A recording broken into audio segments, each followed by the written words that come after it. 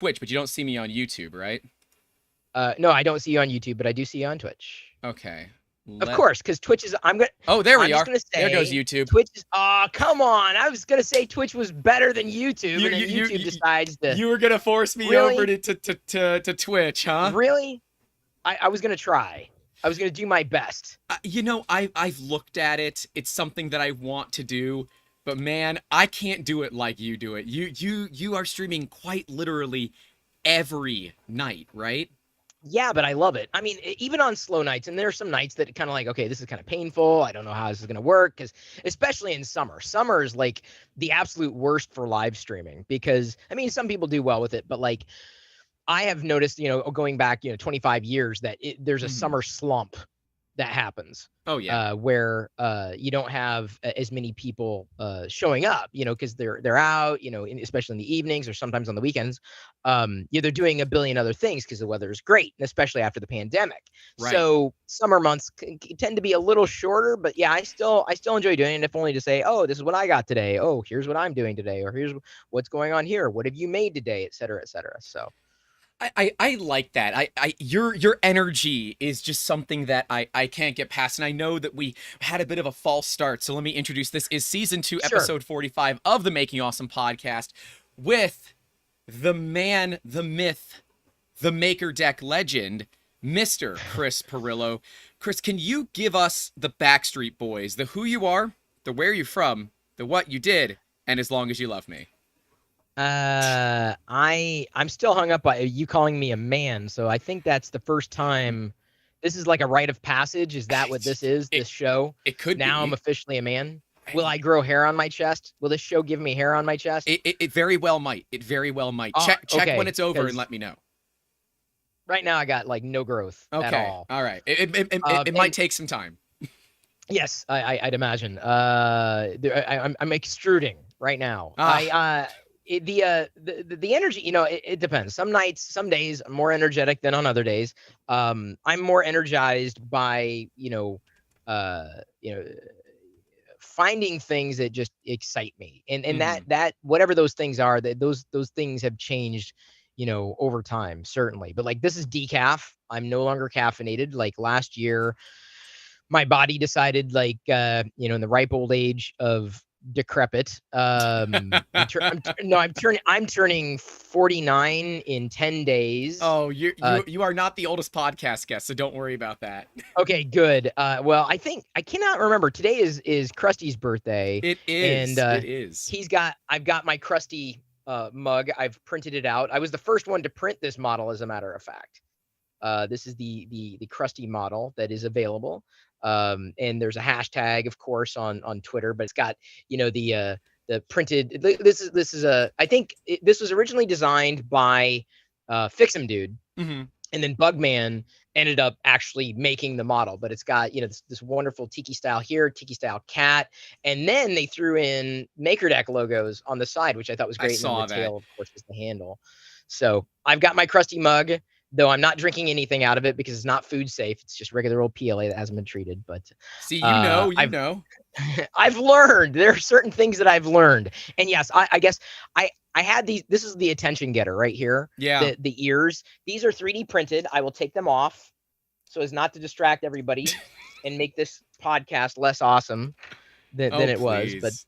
these were fun little prints. This is what I love about 3D printing, though. Honestly, this is probably what pulled me in more than anything, is just knowing that I could Star Wars all the things, or have all the Star Wars things. That's Mhm. that's really what what brought me, I think, into the maker community, beyond people like Krusty and other folks like Joel Telling, and who I've known Joel since she's before anything, but back when he had a job like that, wasn't just creating content. At that time, my job was creating content, and I had been doing that for the greater part, well, now a greater part of 25 years, I guess. I've been an online creator.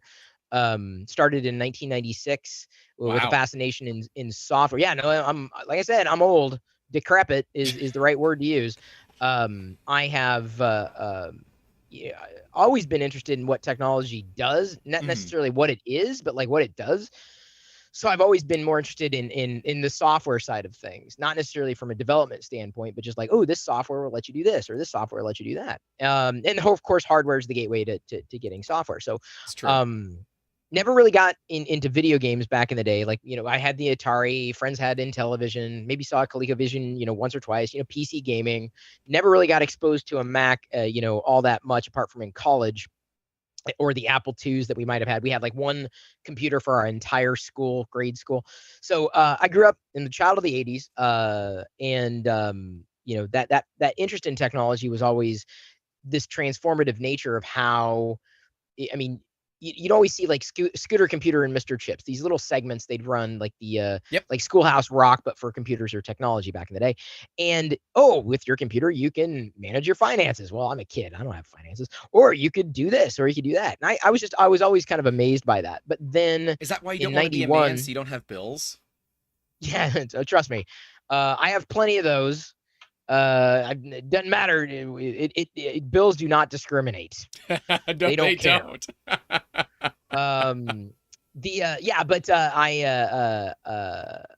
Never. I don't think I've ever managed my bills. Like, and honestly, so now that I think about it, I guess I kind of have. But anyway, in 91, I got online for the first time, really, and was just sucked in. It changed my appreciation for technology fundamentally. At that point, I was a major. My major in college was education, elementary education, and I realized, the internet was, was connected, and I was interested because it connected people with people. That was the thing that was so exciting. It's just like you can press a button, send an email, and someone sitting, across the world could see it in minutes, or someone across the same computer lab could see it. Right. And that was it shifted everything for me. And then I thought, I still want to do, I felt I still wanted to do education because it just made sense. But I wanted to, I was exploring writing and creative writing, and I wanted to do something with writing.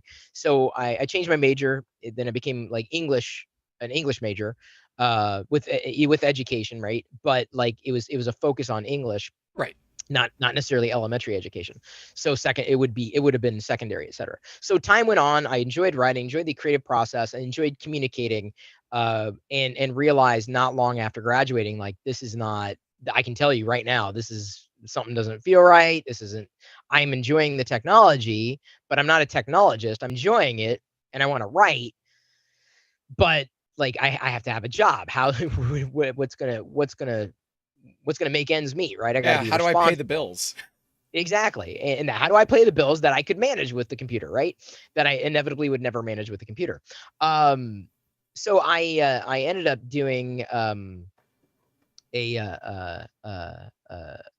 what was it? I started a graduate work for industrial organizational psychology, IO Psych. And the reason why is because I had read a book about how someone could learn how to, or I guess, what's the frame for it? Seeing how people interact, knowing and learning and studying, and working within the field wherein you could be at the crossroads between people and technology, like learning how people use technology, or the impact of technology on people's lives. Industrial organizational psychology. This is what it was back in the mid 90s, and that may have changed since then. Right. But it was fascinating to me because the psychology of it. I mean, just like, God, this is just it's amazing. I just didn't know where I fit, and so not long after that, I with my addiction to the internet, and I'd call it that, the addiction to software and my wanting to write, I thought, maybe I could send out a newsletter, not unlike Scott Yanoff, who very few people would remember.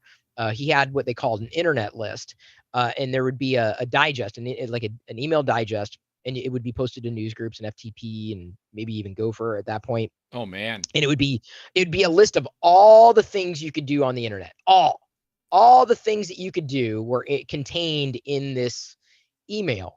Okay. And of course the internet was exploding, new websites, et cetera. And I'm like, man, there's just so much to keep up on. I'm like, yeah, I think I'd like to send out a newsletter. And so I started Lockergnome, and that was based on a high school nickname. And basically started emailing. Yeah, that's where Lockergnome came from, an old high school nickname, and there's nothing more to it really.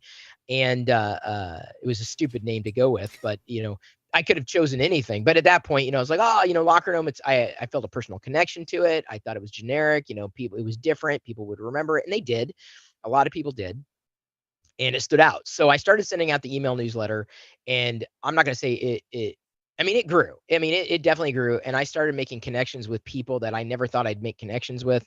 You know, going out and finding awesome things on the internet, and then basically reporting back whatever the timeline was, like reporting interesting news, downloads, websites, you know, things that were largely PC related if they were download, because Right.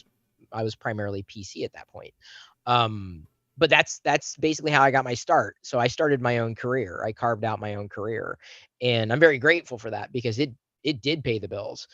For a couple of decades, it paid the bills. I'd say it paid the house. It did everything that you know, it needed to do, and it allowed me to do awesome things like you know, host radio programs, host television shows. It allowed me to write a book. It allowed me to, that book that I wrote was early on teaching people how to write email newsletters themselves.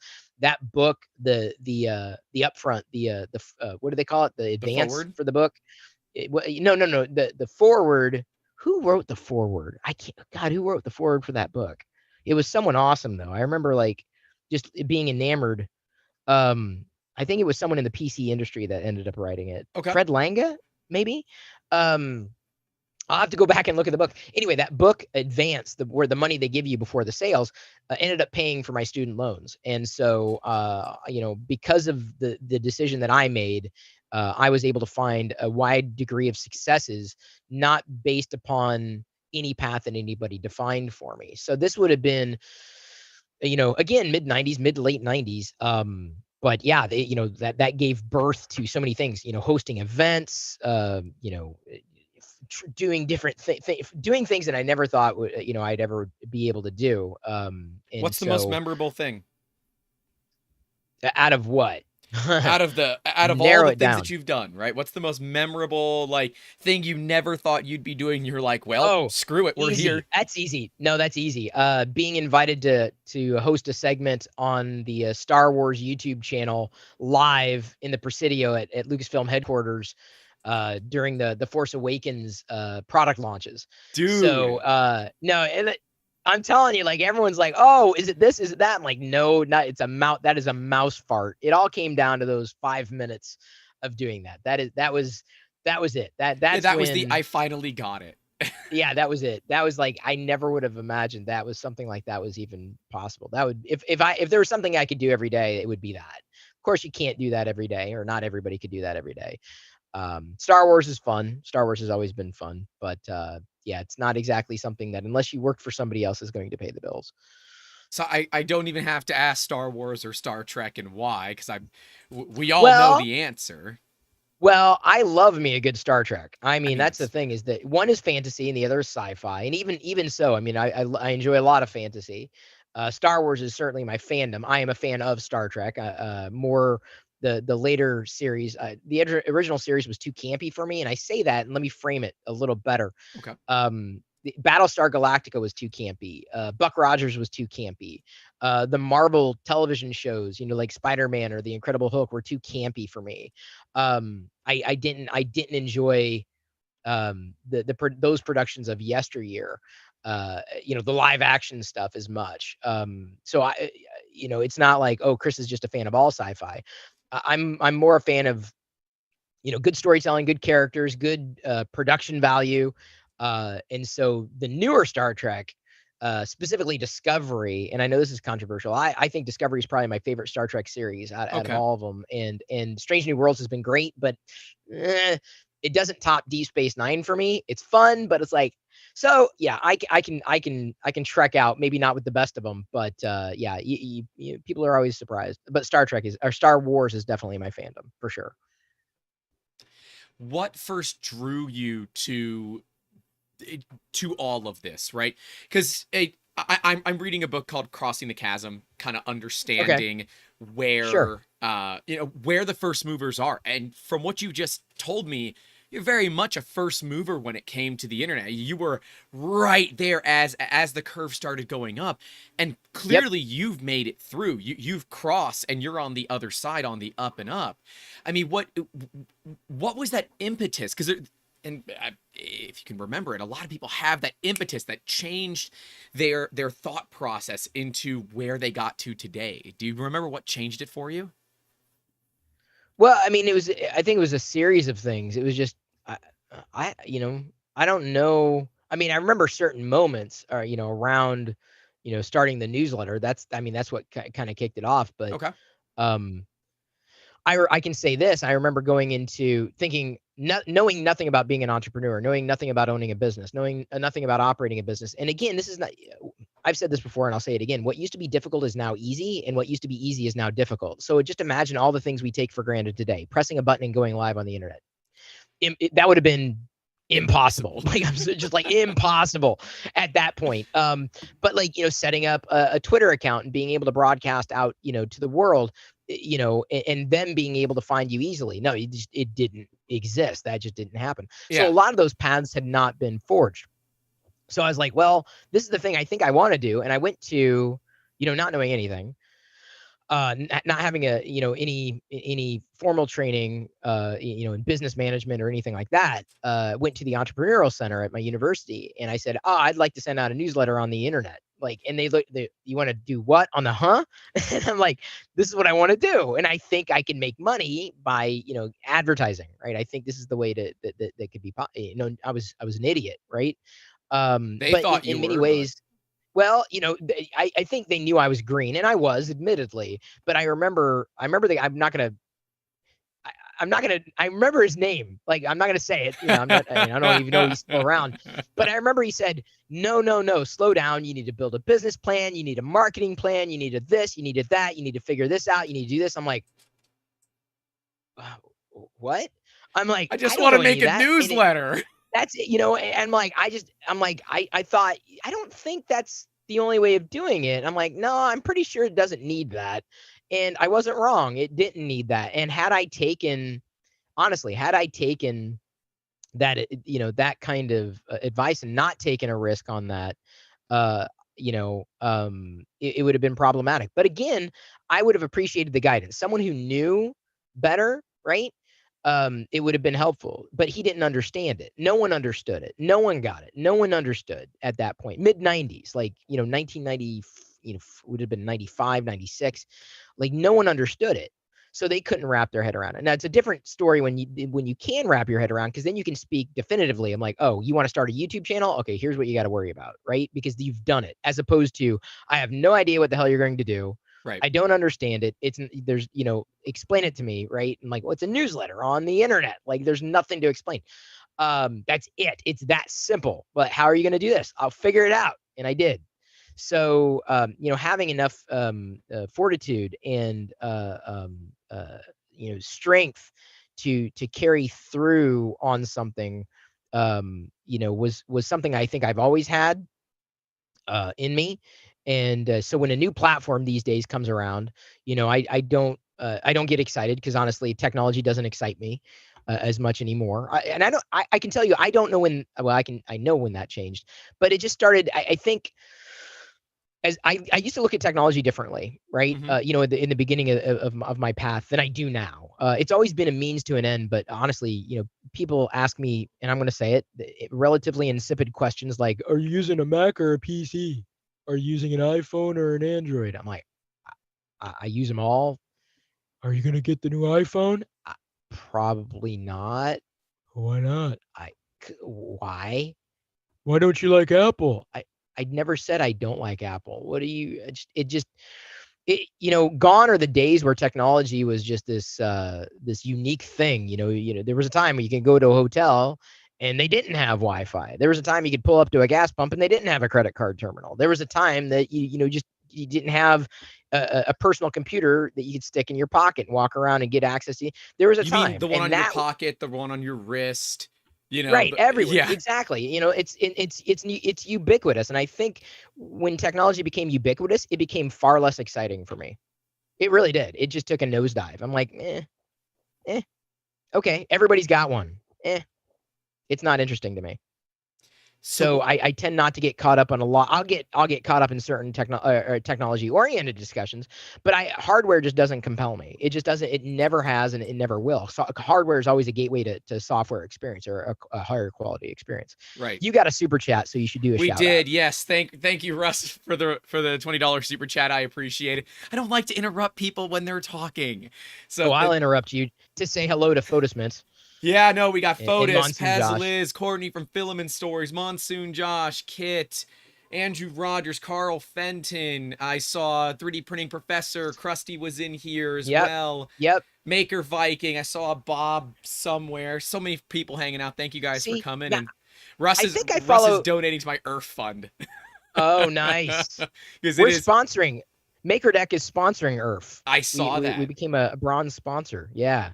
I saw that. Very happy about that. I do want to get into this whole making thing as okay, well. Yeah, we can open that door. No, you're good. When did you first kind of hear about 3D printing and all of that? So I go back. I ran an event out of Seattle. Well, in the later years, out of Seattle, called Gnome Decks. It ran for 10 years. The Gnome Decks conference information is up on Wikipedia. That's the only thing that basically exists around it. And one of the years, this would have been Bree Pettis, whatever year Bree Pettis was, 2017. Okay. 2007, 8 or 9, one of those years. Maybe it was 9, because it ran from 2001 to 2010. 2010 was its last year. Okay. And I think 2017. Time has marched on. I remember it like it was yesterday. But Bree Pettis, and MakerBot, this is before the acquisition, long before the acquisition, was showing off this thing and saying, "Oh, it's going to be transformative. You can do this, that, and the other thing." I'm like, I thought it was interesting, but like what am I gonna make with that? I have no interest at all in what this is. So the first time I saw it was through Bree, and I knew Bree. He and I knew him even before MakerBot. I knew him when he was a video vlogger, pre YouTube. Wow. And look, so I've known these people for a long time. I've been around, and I'm very happy to have had those experiences. So I went, years went by.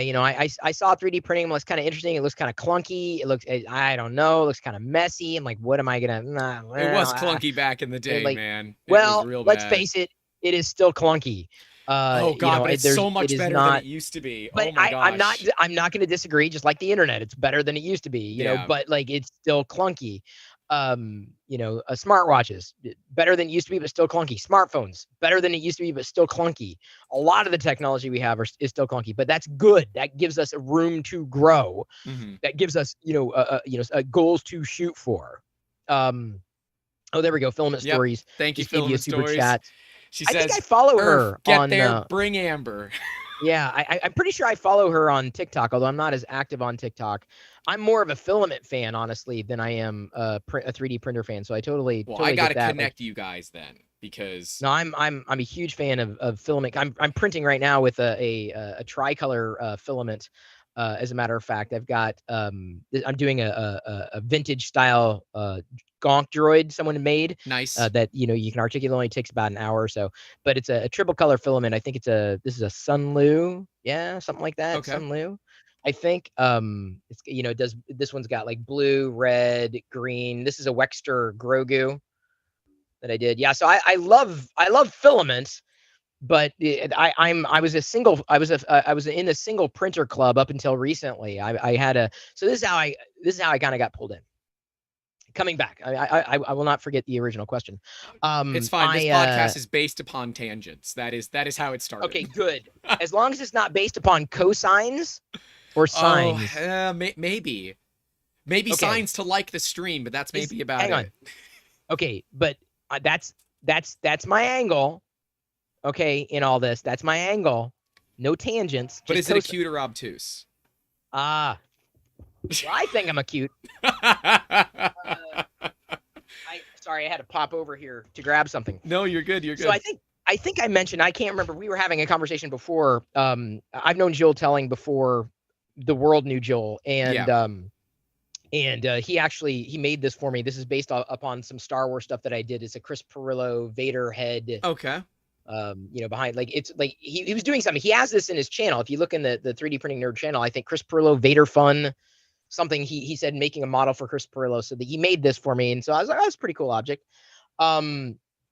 Earlier, so I've always been a live streamer. I've always been a fan of live streaming. It's one of the reasons why I like Twitch way more than YouTube. And I understand, yes, you are you're on YouTube and Twitch. YouTuber, yeah. So okay, so I'm gonna crash course you here.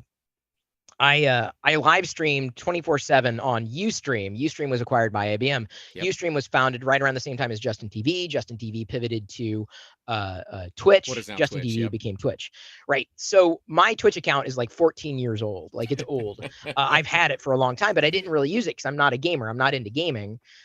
But I've always been a live streamer. I've always enjoyed it. That's my favorite part of video. A lot of the video that I dumped onto my YouTube channel was done live. A lot of it, like a bulk of it, up and until the point where I was doing daily vlogs. A lot of it was, and vlogs just take too much time. Maybe when my daughter's old enough to do the editing and all that stuff, then she can take it over, right? But I'm just fine with doing live. It is, the editing takes so much longer than the damn filming. Dude, I don't like, I mean, I enjoyed doing the vlogs. Glad I did them. Jedi says she's the vlog's biggest fan, and I have no doubt about that because she watches it. That was, of course, a different time in my life. It was a time when I was independent. It was in a time that I didn't necessarily have a child to worry about and other stresses in my life. But glad I did it, right? So YouTube, to me, I didn't treat the way that other people did. It was always a dumping ground for a whole bunch of crap. Yeah. Like the first video I ever did was a stupid me farting around on an airplane, mimicking announcements. I think airplane safety announcements. First video on YouTube, million views. It hit the front page of YouTube when that was a thing. This is eons ago, right? This is like the early days of YouTube, and that when it was fun, when YouTube was fun. YouTube is not fun for me. YouTube is it is like sludge. It is I think a catastrophe and a half. I don't know. People are going to beg to differ, right? Everyone's got their favorite, but like, I'm just telling you, you watch the wrong video, forever will it dominate your destiny. Like, my wife was browsing. Yes. It's stupid. I'm sorry. I'm not. I know we're on YouTube. Hi, I'm on YouTube too. I'm verified on YouTube. Have had a channel for ages. I think it sucks. I think it's horrible. I think YouTube doesn't know what it wants to be. I don't think it does a very good job at connecting people as much as it used to. I don't think it does a very good job to accelerate community. And then again, I don't think any channel is a community anywhere, whether we're talking Twitch or YouTube or wherever. We're all a part of a greater community. I know a lot of these people, not because of this channel, but because we exist and we connect on these channels, right? So I've done presentations on community. I can go into that. I've been doing that for decades as well.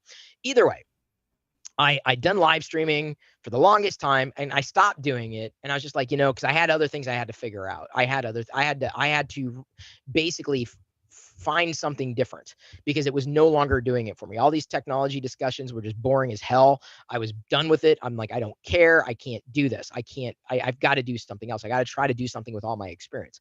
Right. So then I ended up getting an opportunity to go to work for Intel. So that's, hang on, 3D printing. I know. I'm trying not to interrupt you. Thank you, 3D Printing, for the $20 super chat. One more for the Earth Fund. Thank you guys so much. I appreciate it. Thank you. Not to ignore everybody else, but I want to make sure the super chats get shouted out absolutely. I will be a respectful guest. So I didn't live stream for years, and then the pandemic happened. You kind of got through it. I'm like, I kind of miss doing something to look forward to every day.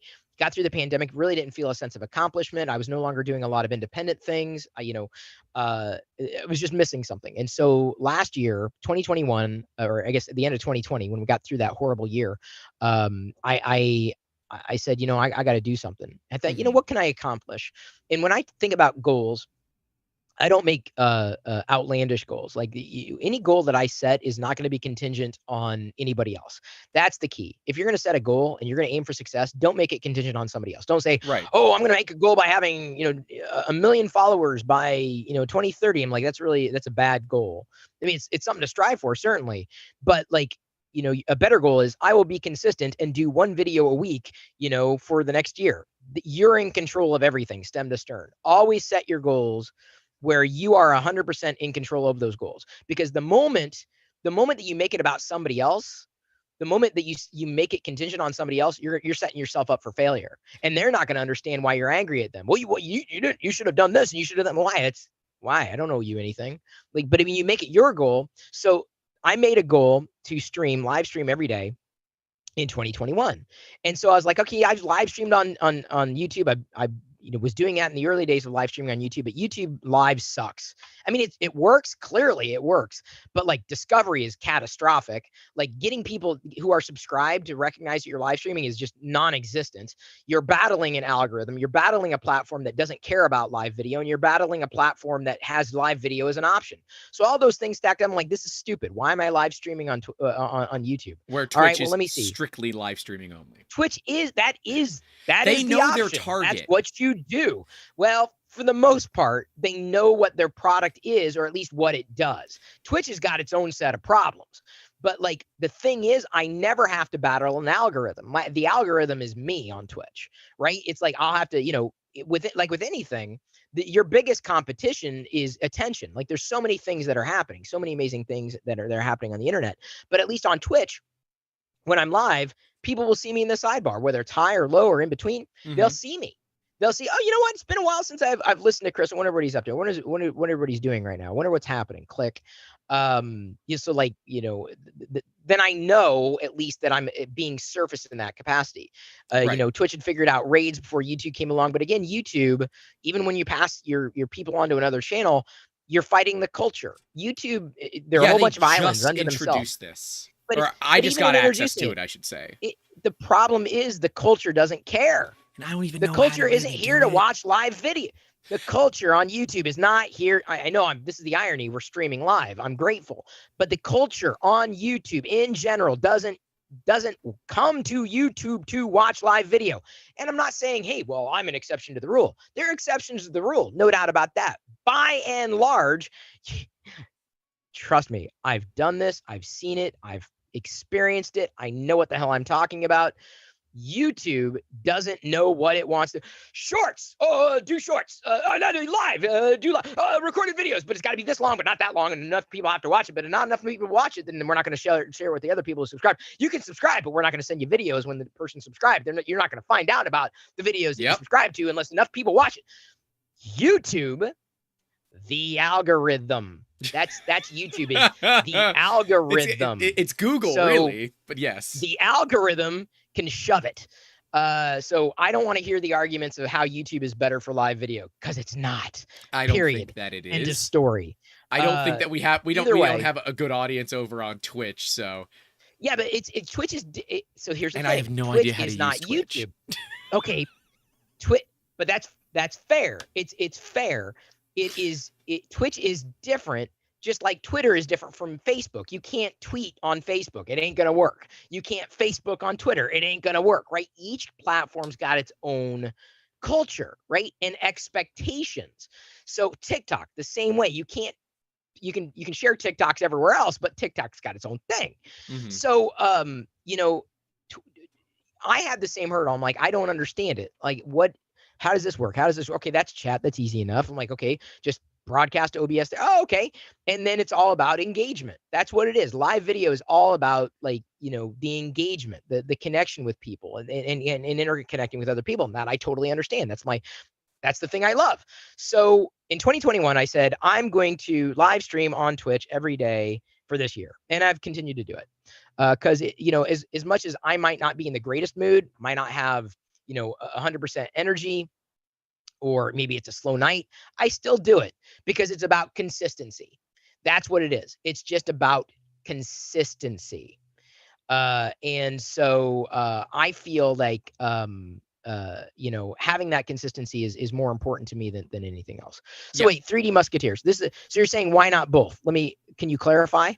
So like right now we're multi-streaming, which I know is against Twitch's terms of service. Don't tell them. Well, if you're a partner, you can't multi-stream. I'm not a partner, so I don't care. Yeah. I guess because I focus so heavily on YouTube, and because we have regular content that goes out every single, we push out content 5 days a week. 2 days are the YouTube shorts, which go on to TikTok and Instagram as well. There are 2 recorded videos that go out Wednesday and Friday of every single week. And then we have the podcast sometime between Saturday, Sunday, or Monday. It is all up to the guests. Like next week, it's on a Monday. It's also really, really late at night, so sorry, Europeans, you're gonna miss that one, and it's gonna be a good one. But it I said, okay, well, this is the platform I use, so it's gonna be the platform I live stream on. Yep. So I did it. I felt the same way. And there's no wrong answer. I multi-platform streaming is dangerous because you tend to favor one platform or the other, and we all have different favors, right? And plus some people feel like they're being ignored, like like, well, why are you live streaming there? You're not even paying attention. Or you get rated and you're paying attention to YouTube, but you get rated and you've wasted an opportunity to grow. So like there's a reason that if you double down on one platform over another, just you focus on that one platform, Right. you're going to have a better time on that platform versus like spraying and praying, and basically sharding the conversation and potentially splitting that conversation in those other connections. I agree. That you'd otherwise have. Can you live stream So on MySpace? I mean, we can get it. So anyway, so I got into 3D printing. Come on, we're asking questions. Here, hold on. Let me reel you back in there. Yeah, Joel was one of my first guests on when I was like, oh, I'll have some guests on. This is the beginning of 2021. So he came on, we're talking, and I'm like, oh, it's pretty cool. I'm like, we're active on Twitter. He brought a couple of new people in. I think that's how I met Krusty. And again, happy birthday, Krusty. So I followed up. I'm like, yeah, maybe it would be interesting to do 3D printing, maybe. Right. And I got connected with Prusa. And I thought, all right, well, and they said, well, and I didn't know anything, like what would be the best one for a noob? What would be, and they said, oh, probably a mini. And I'm like, all right, well, I had an opportunity. So my Prusa mini is a review unit, probably the best review unit Prusa has ever sent out, because I've sold so many of these damn things, not made a dime on the selling. I'm not, yeah. But I paid for all mine too.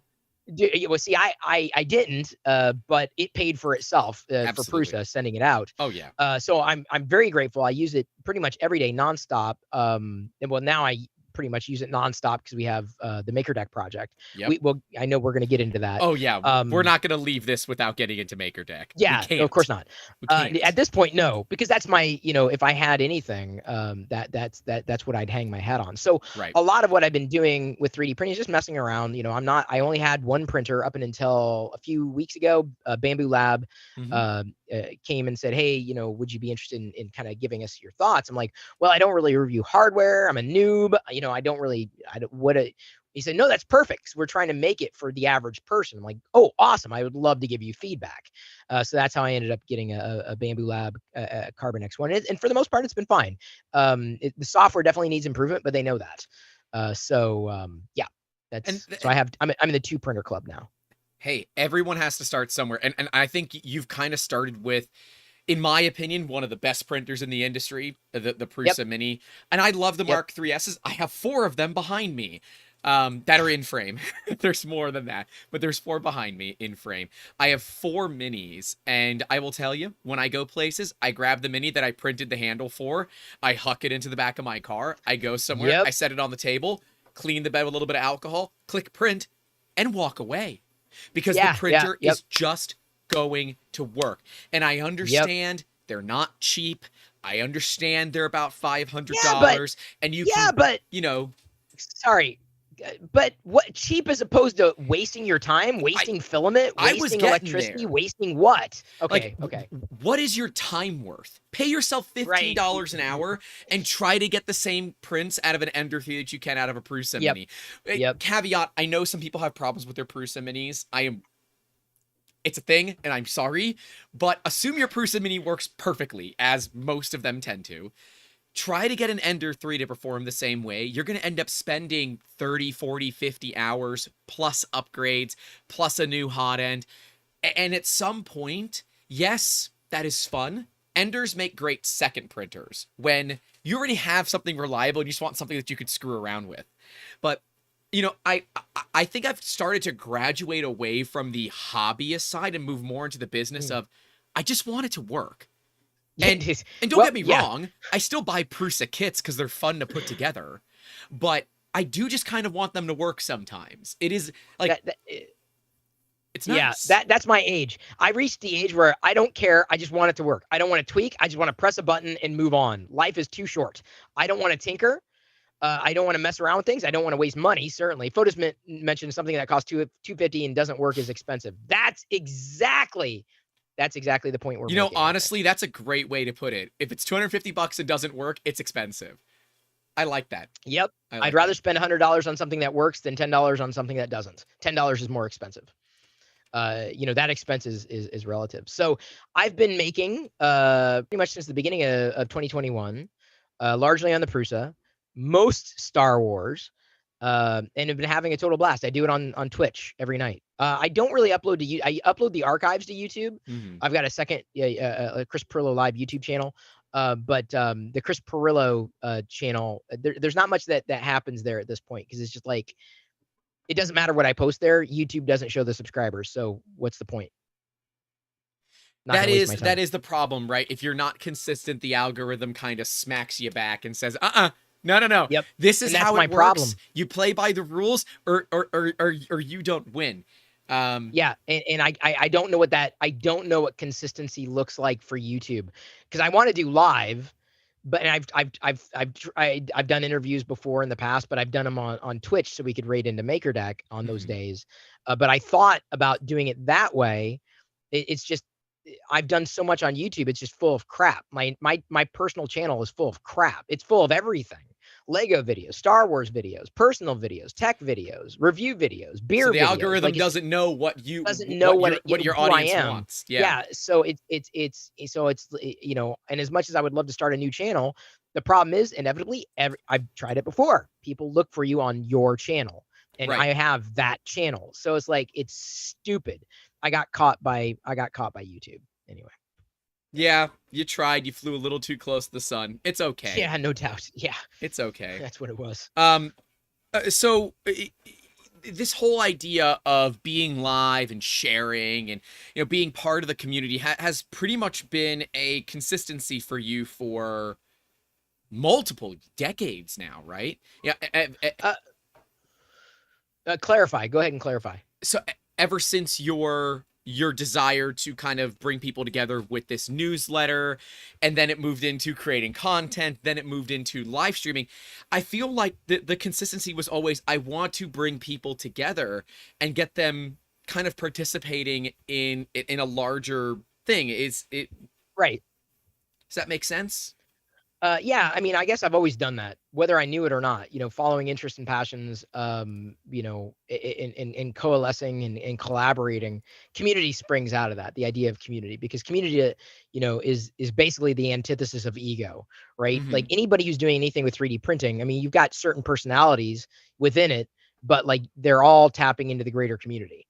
Yep. They all have their target markets. Yeah, unless you've got like, okay, there are certain examples where you do have an example of a community. So there's like a Prusa community because they have a product. They're not just regurgitating from a billion places. Like they have a product. So they have a following. Too. When you have, yes, if you have a product or if you have a service, then you can have your own community. But if you're just tapping into something greater, it's not yours. You don't own it. It's not our community. It's like we're just a part of something that is far greater than ourselves. Right. And there's I don't know if I've ever had the closest thing I possibly ever had to something like that up until MakerDeck, and this would be close to it, but MakerDeck is still a virtual makerspace that's tapping into the community.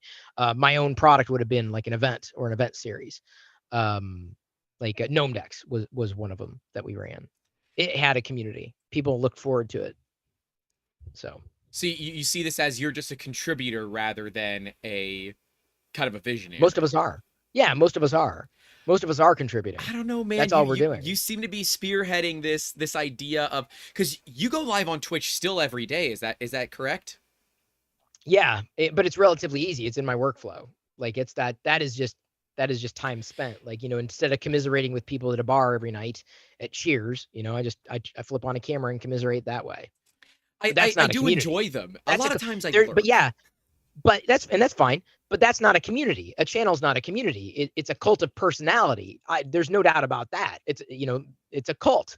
I'm not saying it's a cult like, we're all going to drink the Kool-Aid, but like it's a cult of personality, because you go to the channels and the personalities that resonate with you for one reason or another. Yeah. Like you just enjoy them. You appreciate what they have to say. You love their style. You love doing, that you love doing the same thing, but you don't have the market cornered. Like, I don't have the market cornered on 3D printing. No one does. Like, no one owns it. Like that's that person the beauty that of called it. me the No one owns Walmart it. Joel Telling. Oh, that's funny. That's funny. And they're like, it's a compliment. And I'm like, I'm not really seeing it as one, but sure. If anything, I'm the redneck Joel Telling, because if you don't notice, my hair is completely long. It just looks like I have a mullet. Ooh. We're gonna shave my head for charity, hopefully in the next few months. Oh, nice. Yeah, I've been growing out my hair since I injured my back in like April of 2020, and we're gonna shave it off for the Sanjay Foundation and Make-A-Wish Foundation. Oh, nice. So that'll be a live stream. That'll be interesting. So maybe that one will be like when I make my move to Twitch. Part of me says we're coming up on 100 podcast episodes. That might be like the boom, we move it to Twitch. But I've made the mistake of making 52-week seasons, because they're weekly podcasts, 1-year seasons. Well, that'll be episode 48 is technically number 100, but that's not start of season 3. So I don't know. And yes, Geek Toy Box has donated. Yes, we're gonna cut it to donate it, and then whatever's left, we're gonna shave for charity. So it'll be a pretty big fundraiser. There'll be a thing about it eventually. Nice. But yeah, and I will leave all whatever gets shaved in my head on for a couple of videos so people can see, their money in my embarrassment, and then I'm shaving it bald. But yeah, so MakerDeck's relatively new. It just celebrated 3 months, correct? Yes. It did. Just this past Thursday. It's been I gotta admit, like, so everybody's got their own thing, right? Everybody, you tend to get known for one thing over another, right? You get like I love MakerDeck, Pooch by the way. knowing Repcord, thank you, or like Joel Telling, 3D printing nerd. You've got certain people, Chep. You've got certain people and personalities. You get to know them, right, for what they do and who there's a Photosmint, right? He models things, but he's former guest. I don't want to, like, I got to be careful about naming names, because like I don't want to leave anybody out of it, but I'm just making an example. And for me, it was like, well, I'm like, I would like to belong to this too. And some people would say, well, you're streaming, you're talking about it, you're a part of it. I'm like, nah, I want to be a part of something bigger than myself, but to be able to better define what that is within the grander scheme of things, right? And so oops, sorry about that. I knocked the mic. So I'm gonna all the time. Bam. Sorry about that. I'm flipping cameras here. If only not to show that I'm there's my Prusa right here on the desk on a cement block, and some dampeners for sound. But in the background, this is MakerDeck. This is what we were referring to. So this is a channel on Twitch, 24/7. And give me a second. Here we go. See, I can make it easy. Oh, wait a minute. I don't know. Where MakerDeck? What? You got a little pretty QR code. Yeah, if you guys don't know MakerDeck, scan that QR code. How do I get to MakerDeck? I don't understand. How does it work? Where does it go? So I'm very grateful.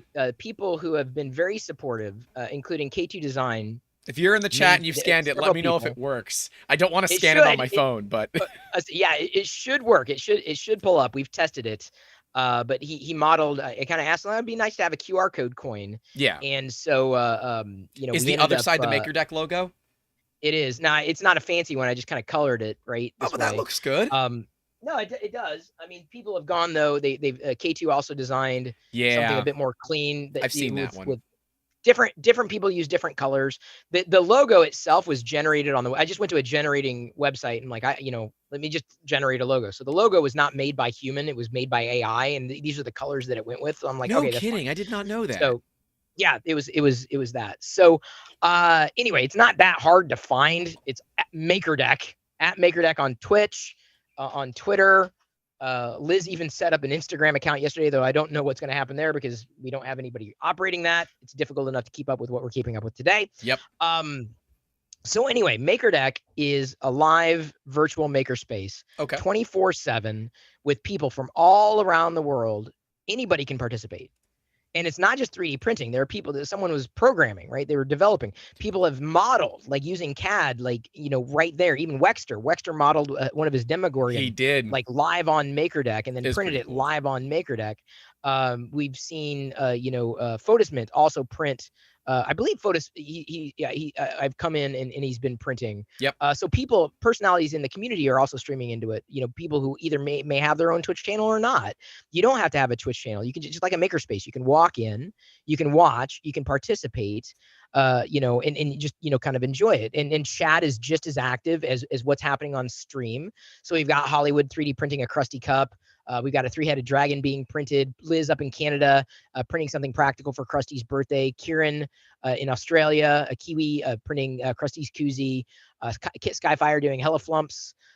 Imperial 3D also. So at any given time, up to 10 people can be making at one time, not individual streams. It's pretty cool. This is one single stream, Yeah. one single experience that is managed manually. So everything you see on the screen, there are people behind the scenes like myself, It's has StreamYard, Liz. right? Yes, we use StreamYard for this Yeah. right now. It allows us to change music, to change layouts, to arrange things. There's no audio at this point. There's no audio. It's just kind of just generic music. We can now use stream safe music from like Streamlabs or Stream Beats, apart from the generic music that was playing. Some people just mute the stream, though. There's been talk now about doing, maybe I don't know if I'd call it a podcast, but basically doing interviews or chat, kicking around the idea of kind of doing an audio happy hour so that there's a little more interactivity on the screen or with the stream itself beyond just Some sort of the like things that are being lo-fi made. beat or something there, just to have Yeah, something. well, that's what's happening now. But like Yeah. what I'm saying is, so right now this is manually being done. Someone is so it's either Liz, Kieran, or Pink, that's her handle, that is currently rotating through the people who are currently streaming. You can the shortest time someone joined the channel, someone followed the channel Mhm. and signed up to be a maker and was streaming within 5 minutes of finding the channel, was signed up and streaming live in the channel alongside others. It took about 5 minutes. And that's just so So cool for me. I really wish we could stream a lot of what we do, but literally the stuff behind me is far enough behind me that very few people can tell what it is, and that's deliberate. right. Maybe when maybe when I'm doing fun stuff, I can set it up to do it, but man, it just, that's the bummer of a business. I feel you, dude. I feel you. This came about because I had seen, number one, I can't stream 24/7 anymore, right? I've got my nightly shows, but that's a different kind of show. It's a different kind of vibe. I thought, well, I'd seen people use StreamYard to do interviews, like they'll have 9 people on. I'm like, it gets a little busy, it gets a little crazy, Yeah. it gets a little hectic. I'm like, I don't want to do the same thing. But I thought, well, wouldn't it be interesting? Because people stream their printers, right, on Twitch, and they'll get like 1 or 2 people watching typically because there's no engagement around one printer. Right. But what if the Right. destination was more like a virtual makerspace that was ad hoc? It was, easy to access, easy to understand. And so that's where this came. And I thought, what if we did this? And I threw it out to the mods for my channel. I apologize, I don't have my face on the screen. So I'm Italian, so I'm using my hands. This is like this is how I'm talking, right? I am also Italian and Spaniard, so I Okay, understand. great. It's the talking with the Perfect. hand. Yeah. Awesome. So anyway, so I told the mods, I'm like, what if we did this? And they didn't say no, which I took as a good sign. It's like, oh, interesting. I'm like, all right. So I kind of noodled on. I'm like, well, let's test on the YouTube channel, on my YouTube channel, because it was doing nothing anyway. Like I said, or one of the channels. And so we did it. I'm like, okay, just to test the grounds, test the waters. I'm like, this works. Within 48 hours of testing on YouTube, I'm like, all right, this is something. This means something. This is really cool. It's manual. It's time intensive for the managers like Liz and Pink and Kieran and myself. But this has got promise and potential. So I thought, I'm like, I got to come up with a good name.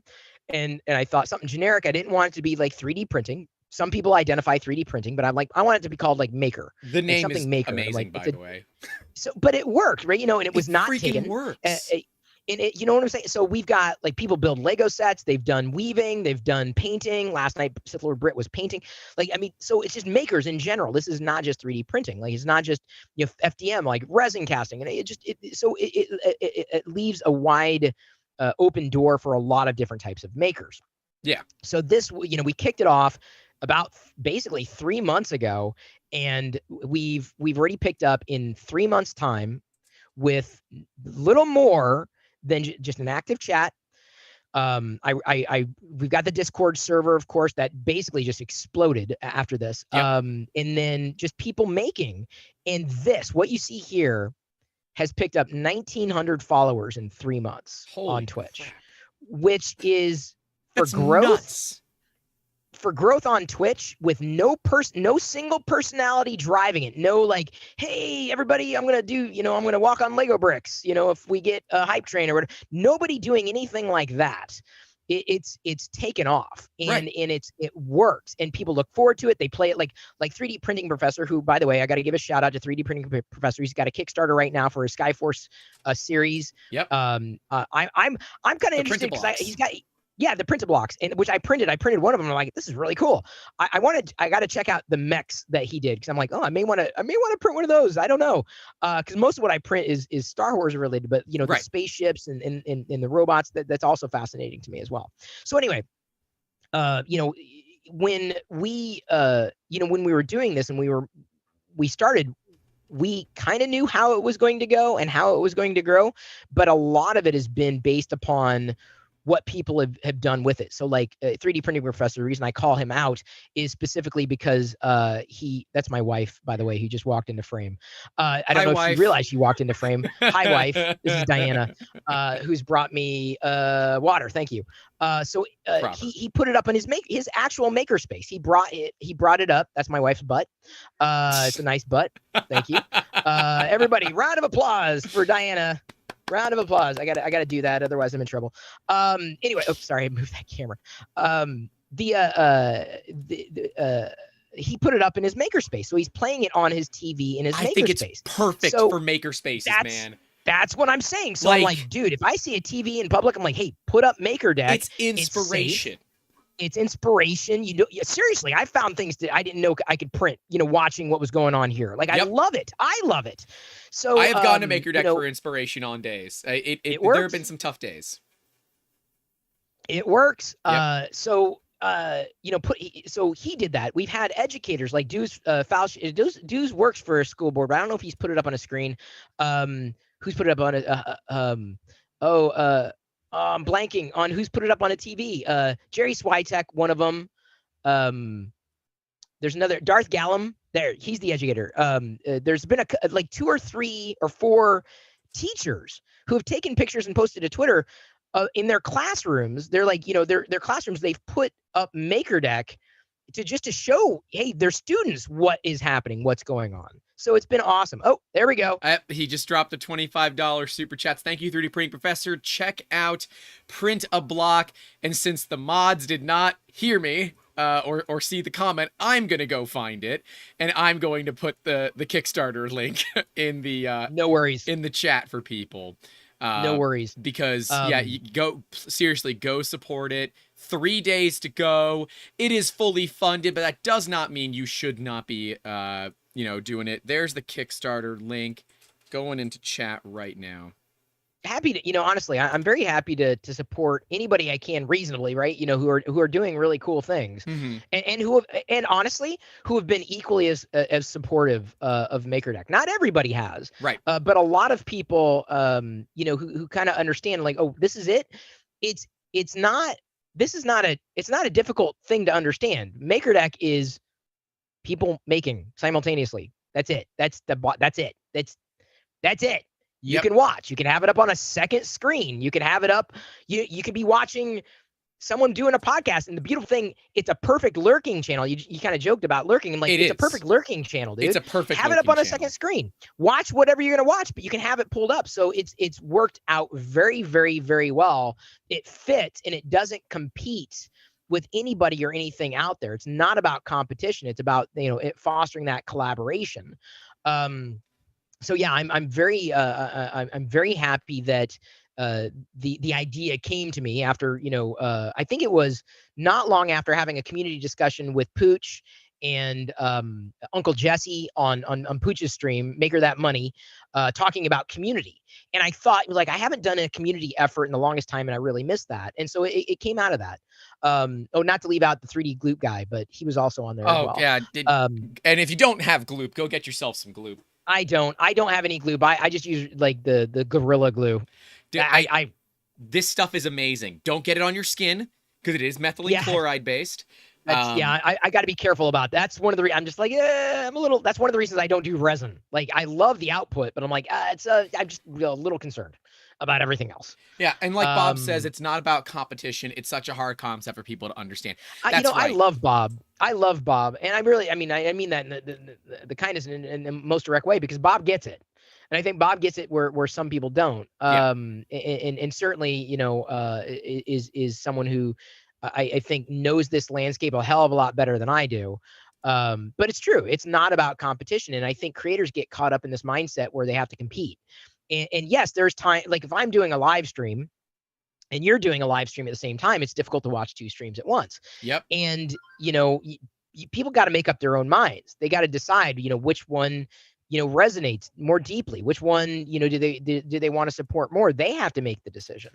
But, that does not mean that you can't also be supportive of what somebody else is doing. That's the beauty of like a raid, or to say, well, Kenda, Subsector 3D is giving away a printer, or such and such is giving away filament, or so and so is printing this, or so and so is doing that. You can know what's going on, and let people know it's happening without feeling the sense of like this fiefdom, right? Where your channel is the only channel that can exist, and you want to control that conversation. That's not how community works. That is not how. That's how ego works, right? Yep. That is. And you can spot those people a mile away, even if there's a sheen of them being friendly. You got to be careful. Some people aren't straight shooters. That's true. And eventually, and it's unfortunate because the ones that aren't straight shooters often have really, really easy to get along with personalities when you first meet them. And then you realize, oh shit, I've been drinking Kool-Aid and I don't like this taste. And then you decide to go somewhere else. It's funny, that tells you if this is a common experience. This is not just, I'm not talking about any one community or another. There's a billion communities out there. People, it's always funny. Like, I'll be on Twitter and someone will say something about the gaming, a gaming community or something. And I said, you could say the same thing about the Star Wars community. You could say the same thing about the 3D print. You could say about every community. These are just certain personality types that just transcend these boundaries and these commonalities that we have. So that's never, you can't change people. You just, when you realize that this is the way that it's being played, I don't want to play. And you just walk away. That's it. It's not for me. Be for somebody else. Let it be someone else. And the nice thing is that once the true colors are shown, you end up kind of figuring out who the good people are in the industry. You more or less align yourselves with them, and you kind of understand this is it, and I like it. And Twitter for me has been a very eye-opening experience for some people, and actually it's been eye-opening in general. But Twitter is a commons. Twitter is not a community. Twitter is a commons. Yeah. Twitter is a place. Well. The great thing about Twitter is it gives you the chance to tell the world what you're thinking before you've had a chance to think about it. And everybody thinking that everyone's entitled to their own opinion. But like, if I didn't ask for it, like, okay, like, great. I when I need your opinion, I'll ask. Just because you can reply, just because you can say something doesn't mean you always should. Not everybody got that memo. Like, how many times I've thought this would be a great reply, but I'm not going to reply. I've got a lot of great replies in my head, but I'm not going to reply to everything. Should I reply to this and be an asshole, or should I just leave it alone? Normally, option B is the best method. Yep. I tend to steer clear of that. But Twitter is a commons, right? Yeah. And so it's more difficult to kind of not control, but to understand personalities and what, weed through the chaff. Walking into pitfalls. Right. Yeah. Exactly. Wheat in the chaff. Twitch is different. YouTube might somewhat be different. Twitch is more community oriented, I think, than YouTube. I think they are too. This idea of the drops and and all the extra stuff that you can add in is not a thing on YouTube. Although, give them 6 months to a year, when Twitch has moved on to something else, YouTube will then come out with it and say that they thought of it Right. first. It will. Yeah, I know exactly. It's the way But it'll happen. maybe So that's why I prefer YouTube, because it is mm, clean, and right. other That's than the fair. super chats or stickers or whatever, there's Right. there aren't like there aren't the integrations, and it is about Right. the interviewer On, and the yep. Yep. interviewee, and not getting Well, crazy but ADHD'd But off but you can onto but chat. you can turn that off. You can turn that off. I turn that when I do an interview on Twitch. I turn basically all that off, and I just count on the mods to accelerate. And sometimes I'll say, "Oh, thank you for the cheer, thank you for the sub, Yeah. thank you for following." But very often, like when I'm doing, that's why it's difficult to do interviews live, is because I want to make sure that that people are getting something out of it, not just me and talking to somebody, in this capacity. Interviews, it is much like with Lego sets, building Lego sets. I've done it on. It's easier to do on MakerDeck Yeah. than it is for me to do during a live stream, because I feel like I'm letting that chat down by not interacting with them. Versus on MakerDeck, well, everyone's doing their own thing. I want to stream building some Lego, and the better three quarters, and I just we enjoy it. It's something that Right. we have done. I said we should stream this, but it will not work on my YouTube channel, so that's when I'm going to go to Twitch. So you could do Twitch. I'm giving in. This is we've always invited everybody to participate on MakerDeck. You don't even need a Twitch account to participate on MakerDeck. You don't need to be active on Twitch. You don't need a Twitch channel. You could. We've done Lego building. I've got my shuttle Tidarium Imperial shuttle that I'm going to be building on MakerDeck as well. I'm not sure when. I'm not even sure what the hell I'm going to be doing on my birthday. But like You got a birthday coming up, don't you? I would probably, yeah, in 10 days. I'll be streaming, because I stream every day. I don't know if I've got anything special that's going to be happening, because that just takes time and energy and effort. I'm like, my God, I just want to try to be calm. How does that work on the major holidays? Like you're at Thanksgiving, you streaming? I just say, it's quick. Hey, it's a half hour. Just want to say happy Thanksgiving if you celebrate it. Some people don't celebrate Thanksgiving. Some people don't celebrate Christmas. Some people don't. It's just, it doesn't bother me. I mean, I could take a day off. It's not going to kill me. But the thing that it would kill me. Interesting, though, I couldn't do it. It would. The interesting thing with MakerDeck is, I've got to check something here. But on Saturdays, we've discovered Saturday mornings are the flow is really good, or has been really good on MakerDeck. Like we end up picking up quite a few new follows on Saturday mornings specifically, or Sunday mornings, or like weekends, or sometimes even on holidays. And the reason why is because nobody else is streaming. So if we're streaming and nobody else is streaming, we are suddenly higher in the search. We suddenly have more visibility. There's less to pick from, or fewer to pick from. So we have found that has been a pretty big win. Overnight we pick up some, because my overnight is not the other side of the world's overnight. So streaming 24/7 is given us the ability for MakerDeck to have an international contingent, where otherwise that connection never would have been made in a typical channel. So holidays, I kind of put in the same category. Not everybody necessarily recognizes or celebrates one holiday over another. So that's fair. It does, maybe there'll come a day where extenuating circumstances dictate that, okay, I can't do it that day. Not a big deal. It's not going to be the end of the world. Yeah, I understand that. MakerDeck to me is like, that's your that's like going to be one of your legacies, because it doesn't need you to survive. Yep, I don't want it. Like in fact, pure business model, right? The hit by a bus problem doesn't exist. Yeah, and that was my right up front.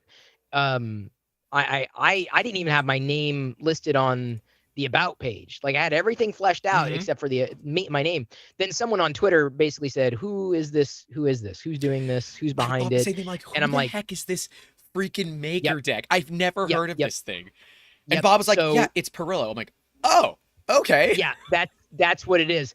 And so I took that to an extreme where I didn't, and for a reason, I didn't want preconceived notions of, well, it's associated with Chris, therefore it's this, right? Or it's just, no, it's its own thing, and it's got its own persona, and it's got its own opportunities, and it is its own thing. So I did put my name on the about page, if only to let people know, well, there is a human being behind it. And hopefully as time goes on, at least within 3D printing circles, People will know about it, they'll hear about it, they'll understand it, they'll know the people behind it. We have I probably spoke too soon the other day, but we have talked lightly about doing a Maker Deck IRL here in the Pacific Northwest. Much in the spirit of an ERF or a MRF, different, right? It's not going to be an ERF at all. It'd be its own thing. Like that's what I said, like a Maker Deck IRL to do an event again. Because as I said, to make it come somewhat full circle, I've produced events, going back decades. And so that is very much in my blood as well. Not just, tapping into, the greater community, but also understanding events. And I would love to see, Maker Deck, kind of be this, also have a physical manifestation at some point. And given that there isn't a community-oriented event in the Pacific Northwest at this point, Maker Faire might have been close to it. We've got Midwest, we've got East Coast. I'd like Maker Deck to it would be great to have one in the Southeast. Plant here, because like I'm in Tampa. But man, like, so yeah, doing okay, events, we could do it, but then do I have to be the one that does it? It's a ton of work. It is. Let me tell you, there's a reason.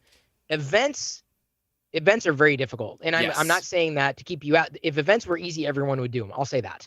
They're expensive, they're challenging, they take time, they take planning, they take coordination. I would not even be thinking about doing it if Liz wasn't on board. Pez Liz was basically the executive director, producer for the Vlogger Fair series in the later years that it ran. I've run events, before I knew Liz, and certainly, after Vlogger Fair, but like for something like this, I think we've got a good opportunity. We don't have any detail. Like we don't know when, we don't know where, we don't know how, we don't know a lot of that stuff. So I don't want to like set the stage, in soon TM, apart from saying it's, and hopefully, we'll have more details sooner rather than later. Of course, I'm also concerned about, even the pandemic. It ain't over, despite people saying it's over. It ain't over. And I didn't realize this would ever be controversial. I'm a mask wearer. I love wearing a mask. Doesn't bother me a bit. I can breathe in the N95 just fine. I wear masks everywhere. I live in a county that doesn't have ICU nurse, so yeah, I get it. Okay, yeah, I'm someone who just, that's me. I didn't think this would upset people, but I guess me wearing a mask upset people, but I'm protecting you from me and me from you with that kind of mask. But like Photo says, it helps hide our ugly faces. Oh, that is a big win. I like that. To me, that's the biggest win. It's the biggest win. So I think with Maker Deck and doing something in real life, hence Maker Deck IRL, I wouldn't change branding, but the idea would be, we try to sew together the live stream that would still be happening 24/7 on Maker Deck. So on like a jumbotron. But also, dude, I don't know how big a TV we can get, but man, I would love to see that. With a jumbotron. I would love to see that, but we have to. Right now, we've only reached out to one possibility, and it's limited. So I don't know if we're going to go that direction, and we're going to try to find the best we can do, especially for our first time event. So we're certainly looking for. We're in the stage right now with Maker Deck IRL. It's got it. I think that's its name. It makes sense. Maker Deck IRL versus Maker Deck on Twitch, right? It's like that's a thing that's always happening, but IRL, everyone knows it's in real life, but it's people making in real life together. So it's very much the same spirit as Maker Deck Online. So from a branding perspective, it makes sense. So we're looking for, a potential venue. We're looking for partners, sponsors. People would say, if you do something in the Pacific Northwest, yes, this is interesting to me in this kind of spirit, in this kind of capacity, and then we'll know what risks we're facing. Because let me tell you, it takes time, and when you're taking time takes money, and so like these things, it ain't people show up, for a ticket, a price of a ticket, and they're like, why am I not being treated like, I'm the only person here? And like, you got to understand, when you're hosting an event, everybody's a special interest group. So you have to do a lot of balancing, and a lot of challenges have to be overcome before you can even commit. So we're in that process right now. So what you're saying is, in real life, no business plan for a newsletter, but definitely a business plan for Maker Deck IRL. Not I wouldn't say business plan. I would say more of a list of a to-do list. I'd say it's more of a to-do list. Like you have to know where you're going to host it. You have to know how much that venue is going to cost. You have to know what those venue limitations are. You have to know what dates you have to lock down. You have to know if those dates are going to be, are you facing competition? Last thing I would want to do is run an event specifically for makers up against another, even if it was on the other side of the, I would never do that. I would never like, oh, ERF is happening this weekend, let's do it that weekend. That's wrong. That is just wrong. MakerDeck is supporting ERF and we'll do MERF as well, because we have a table. We don't know what the table is going to be, but because of the people who have subbed, just a and big cheered, television, just with Maker well, that's Deck what on it's it, gonna be. nothing else. There's gonna be a TV at the tables for sure, but like, because people have cheered, because people have subbed on Maker Deck, we were able to pay for Yep. a sponsorship for ERF. So we're paying it forward. We're bringing it back to the community, not just, this existing channel. Because some people might say, well, is this a cash grab? Is this about one person? No, and we've illustrated that over and over and over and over and over again, and we'll continue to do that. So MakerDeck supports the community as much as the community supports MakerDeck. That's what I love about it. And this whole idea of community is something that very few other communities that I've been a part of understand. They don't get it. And yet this industry seems to just get it, at least on the consumer side. The prosumer and some of the prosumer does, but the professional does not get it. They are so walled garden. And the thing that I do love about kind of the consumer 3D printer industry is there are no walled gardens. And if there are, there's dedicated people working on removing them. Right.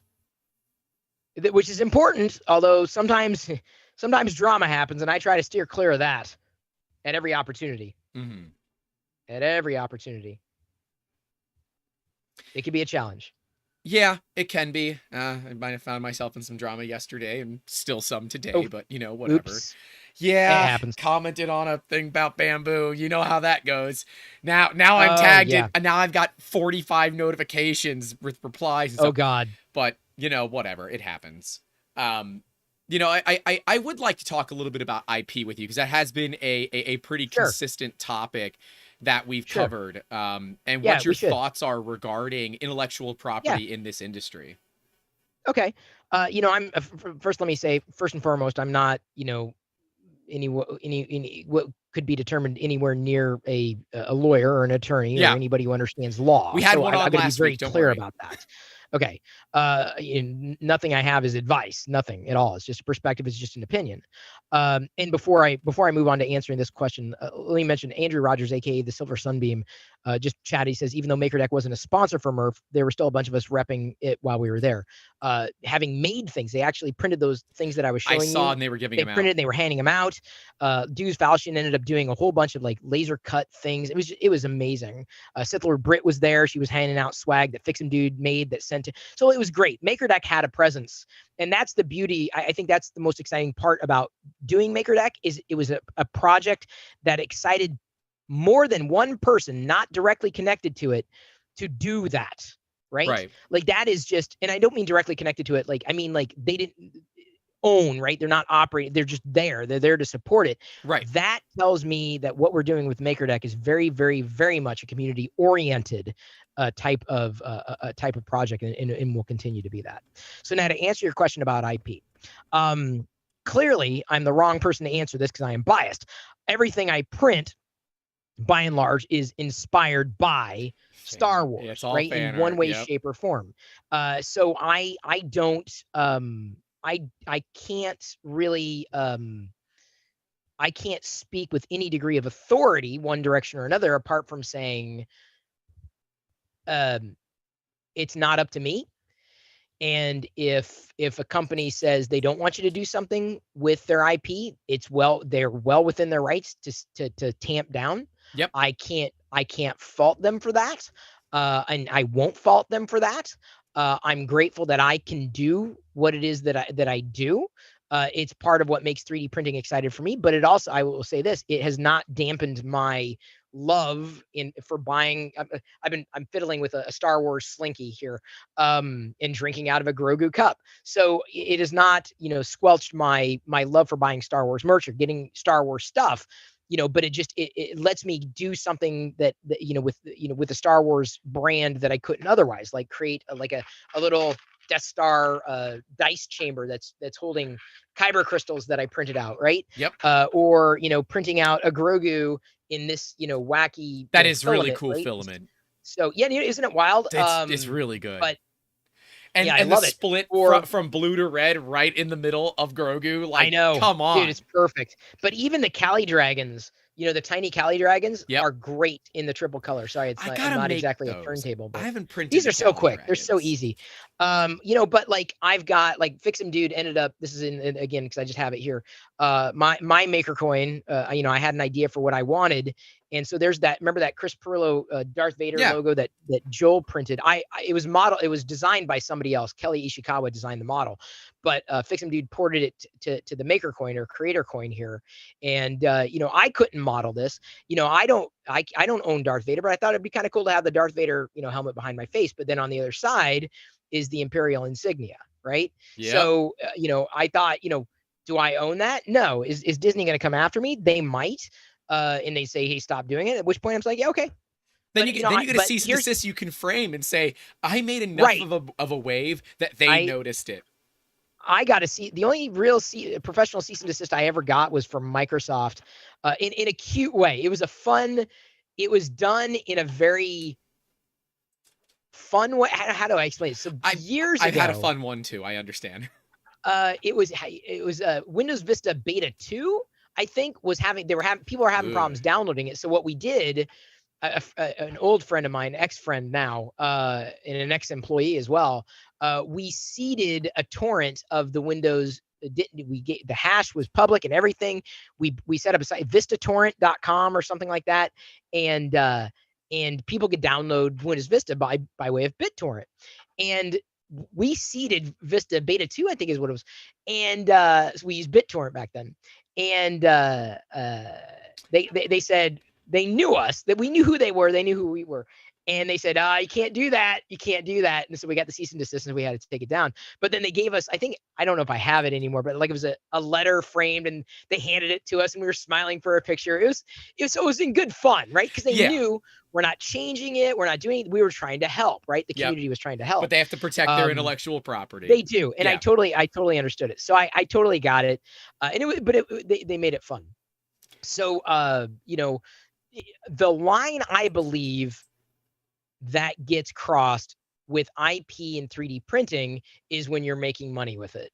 And I totally, like, if you're making money off of somebody else's IP, am I going to buy that? I might buy that, but I might make it for myself, but I don't know if I feel good about turning around and necessarily selling it because like, well, this is clearly, that's Darth Vader. Like, no, it's Darth Vader inspired. Like, no, dude, it's Darth Vader.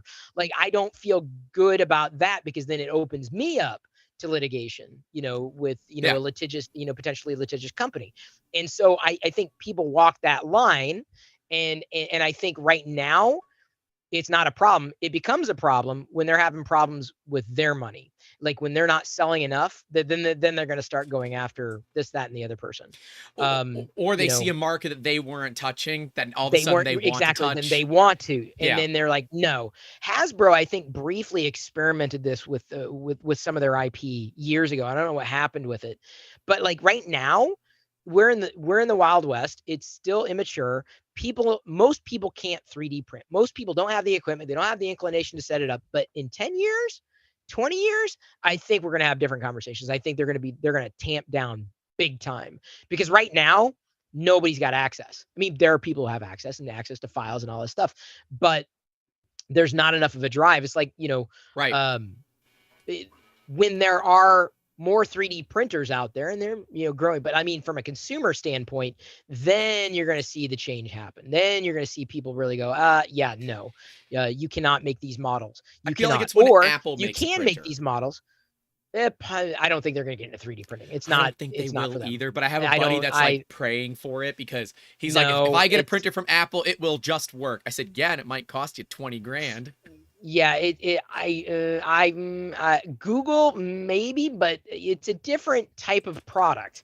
It's a product that makes products, and that's not Apple's bailiwick, right? It's not what Apple's, intending to do, right? They want, if anything, here's the argument why Apple would never make a 3D printer. And I have no insight. I don't know. Like I said, full disclosure, I don't know. That's not their game. Their game is to lock people into an ecosystem. Their game is software and services. They do. As an Android user, they do a great job at it.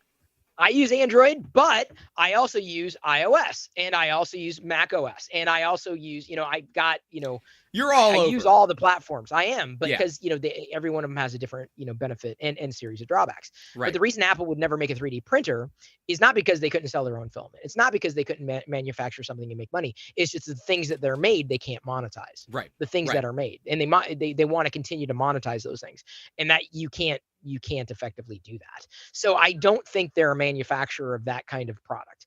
Nor do I think Google, nor do I think any of the major corporations that we might know about.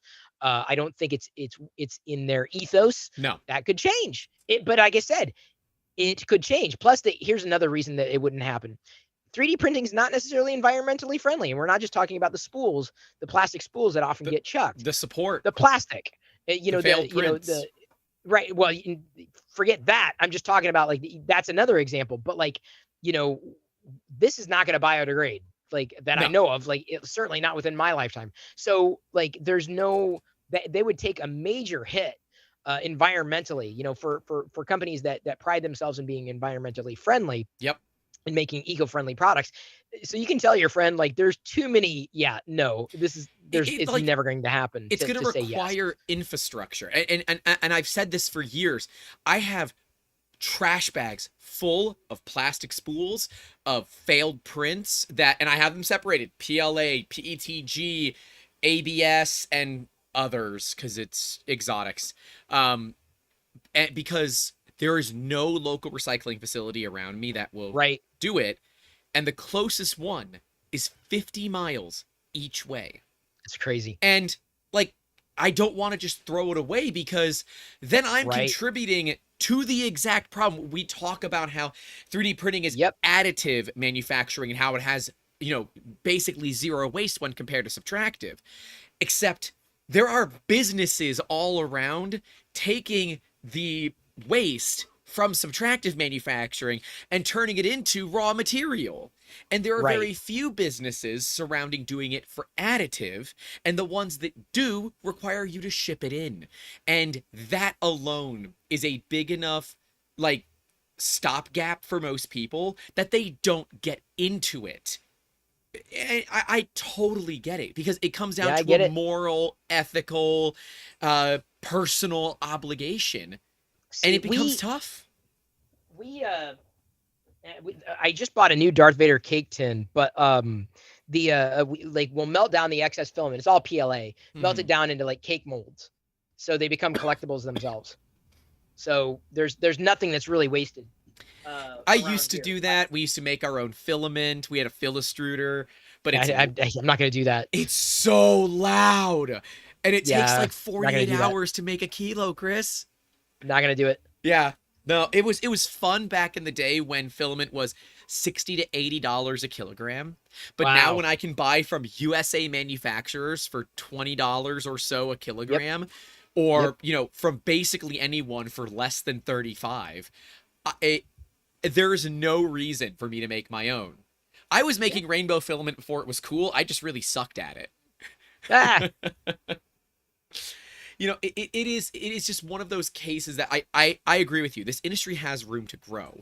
So my question for you is, where do you believe is the most important place that we need to see growth in this industry in the next 2 to 4 years? You didn't think we were going to get this deep in here, but it happens. No, I got to think about that. I think it's got to get okay. So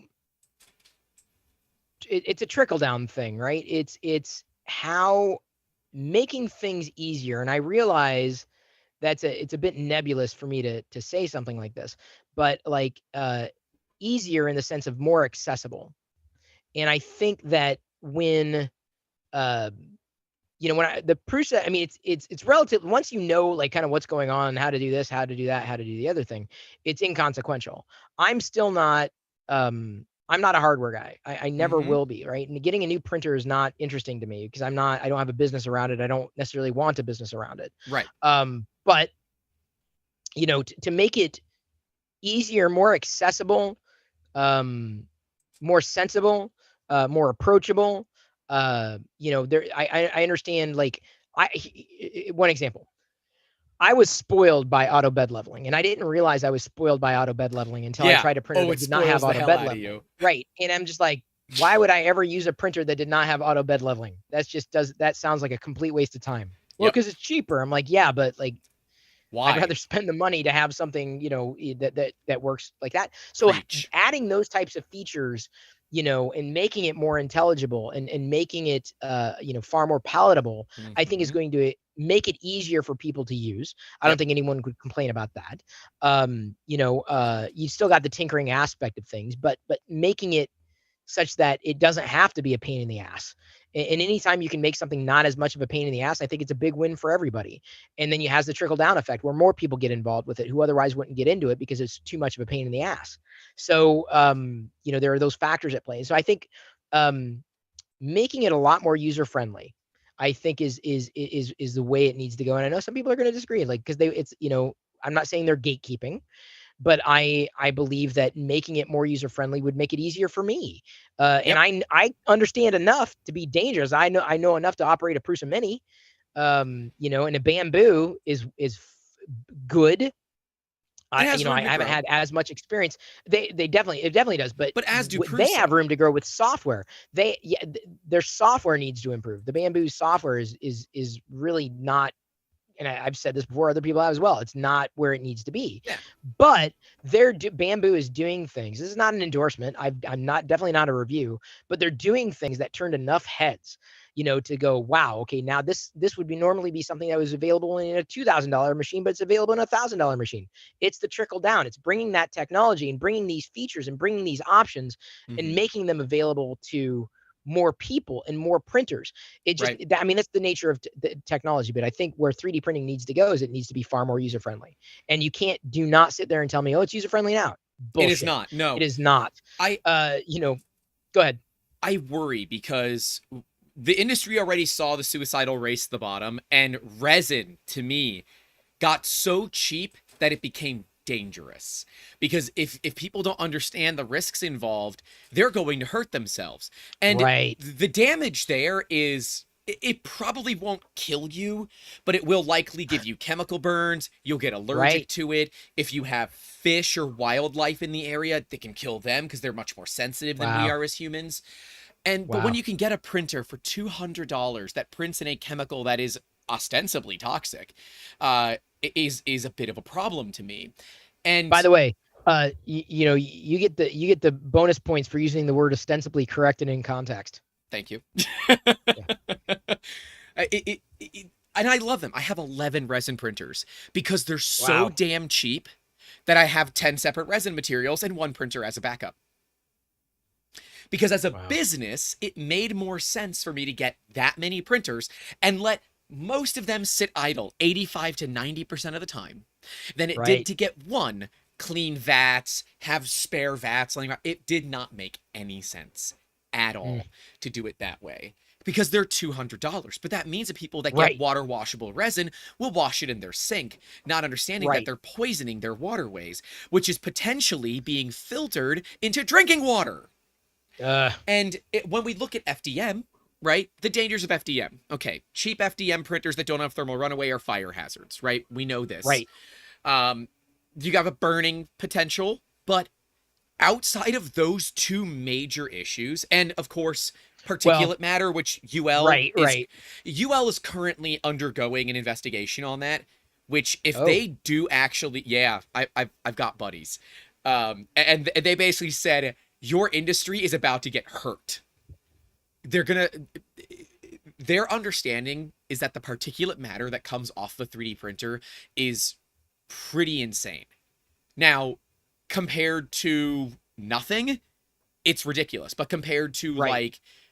being in your house, the ambient amount of dust is also a problem, according to UL. So what actually happens in terms of laws or regulations, that is to be seen.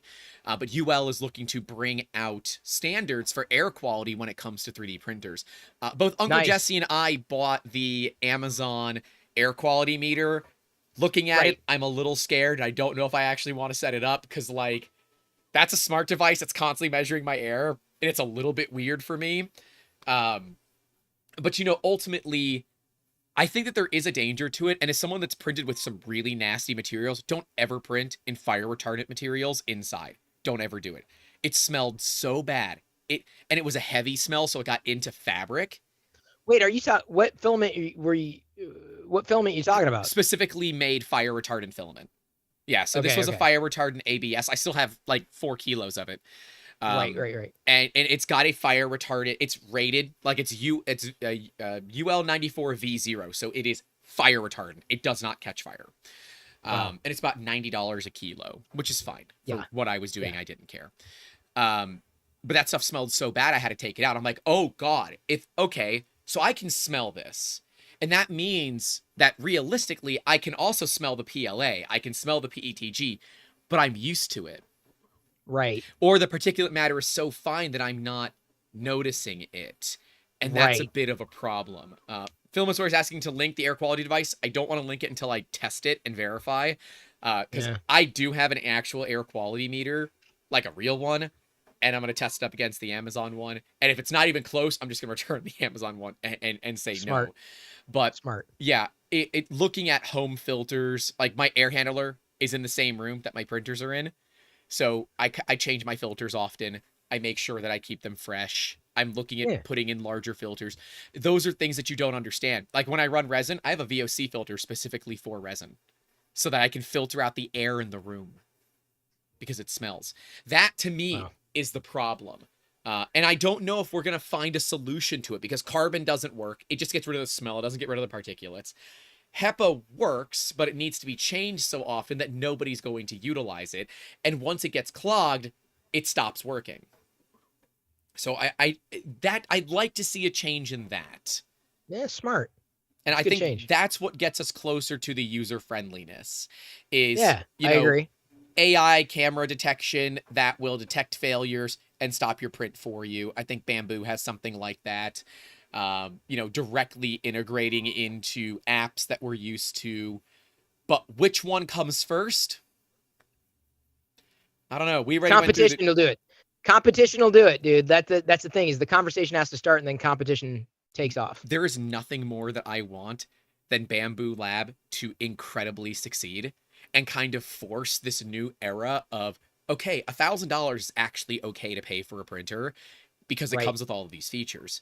It's going to force Prusa to innovate a little bit more. It's going to force companies like Creality to raise their prices as they innovate and not try to cut corners. That is what I want to see. And like the $200 Enders are not going to go anywhere. Right. No, they won't. But I'm kind of tired of $200 Ender clones and everybody and their mother making them. Yeah. No, I can tell you enough to say, it's not for me. Like I'm not. Nope, I'm good. Now, what is your biggest gripe about your Mini? I don't know if I have any gripes. I don't have a heater sock on it. No, I guess I've never really needed one. Yeah. Not that I know of. I've never run into problems that would necessitate adding one. Keeps the block clean. Oh well, yeah, that makes sense. It's an OCD I thing. can't. Oh yeah, that makes sense. I don't. Oh yeah, yours is actually pretty clean. Wow. Yeah, no, it's not. I keep things as clean as I can. I pretty much print only in PLA. Mm-hmm. That's it. But yeah, I don't know. I don't know if I had a complaint. Maybe I wish it was faster. I guess you could run them faster. You're running stock speeds and all that, aren't you? Yeah, I'm just stock. I'm just honestly, if anything, I usually slow things down. Yeah. But comparing it to the Bamboo is like is not even fair. That printer is so Yeah. ungodly fast. Yeah, honestly, I think if I had any, I wish the slicer was a little better. There's certain things I like about the bamboo slicer, Yes. specifically the way it does supports, Okay. and the things that I like about the Prusa slicer. And granted, they're both based on slicer software, the same foundation. Yep. And I believe the bamboo finally went open source. They open sourced their code Yeah, yesterday, day before. an hour before I put Um, out a video, and part of it was calling them out for not doing it. I'm like, oh, nice. that's Yeah, no, gonna they did hurt. it. So it happens. Yeah. But yeah, I really don't, I don't know. I guess I'm not sure I have too many other complaints about, too many complaints about it. I really can't, I don't know. I guess my workflow has never been such that, oh, I wish it did this, or I wish it did that, or I wish it did the other thing, or I wish it was this or that. I don't know. I got to think about it. I seriously, there's nothing that just jumps out immediately. I haven't had any clogged nozzles as of late. Maintenance is relatively straightforward, seemingly. Yeah, I don't know. I really don't know. Not in my use case. I don't know. But that's fair, right? I mean, that's kind of exactly what they go for, something that, yeah, it's not winning any speed races. It's gonna take its time to get there. And it could absolutely be built better. But it is built Right. specifically how it needs to be to hit the price point. They didn't Yep. cut a lot of corners. Like, okay, it's a single cantilevered x-axis. That's a bit of a bummer, but I'd rather have it at the lower price point. And honestly, it kind of looks cooler. Kind of looks Yeah. cooler this way, Yeah. right? Yeah. Yeah. I don't, everything I do is stock. Everything I do is just like right out of the Mm. box. Like I don't really mess with anything. Like I said, if anything, the slicer experience, which is always improving, right? Steadily, is the thing that I probably spend more time on than I do with the actual printer, which is a testament to the Prusa Mini. So then It's a would your testament. thing be you want to see better software come out? Would Yeah, that I be would like, your big thing? the software is it's fugly and it's Yeah. dated and it needs radical improvement. I mean, I'm sorry, I'm going to say it. The Prusa software, I get it. It's open source, is great, and but it's ugly Yeah, and its UI it's not UX is not great and it's amazing. horrible. Yeah. So, oh, my gonk is done. I Hey. have some stringing. Sorry, you can see behind me that everything getting in focus. The arcade cabinet, which the VGA needs to be replaced, or one of the capacitors I think is blown, but I need someone's help in order to do that. Yeah. So I've got some stringing. I've had some stringing issues. I'm sorry, it's not in focus. I've had some stringing issues on this before, with various filaments, but I don't dial. A lot of people just get into like dialing. Oh, I'm going to dial. I need to dial it You in. I need to click dial print it in. and I'm leave like, it alone. yeah, I'm like, okay, I kind of get an idea. All right, this is the good temperature. Okay, for this and that, and I'm fine. Like by Right. and large, I know some people love getting into the weeds with that, but I'm not. I just want to get into it and go. That kind of thing. Kit So. is saying someone should show you Kiss Slicer if you really want to see bad UI, or I say Repetier Host if you really want to hate yourself. Like looking at some of the other solutions out there, I think Prusa Slicer and Yeah, looking at the screenshots from Bamboo looks good too. But Bamboo's the interface is good. It's similar. It's cleaner in some respects, but the Bamboo Slicer still has some. It's got some font issues that I've pointed out that I don't know if they're going to be corrected in because I don't know if that's like high priority. But I'm using an older version of their slicer. They haven't updated the for the final one yet. Yes, I'm excited for that. I'm excited for when they update it and it's released and I can, Yep. Really, because man, I want to compare them. That's Yep. And there's Makes so sense. much good. This is why I love open source and why I'm glad they did it.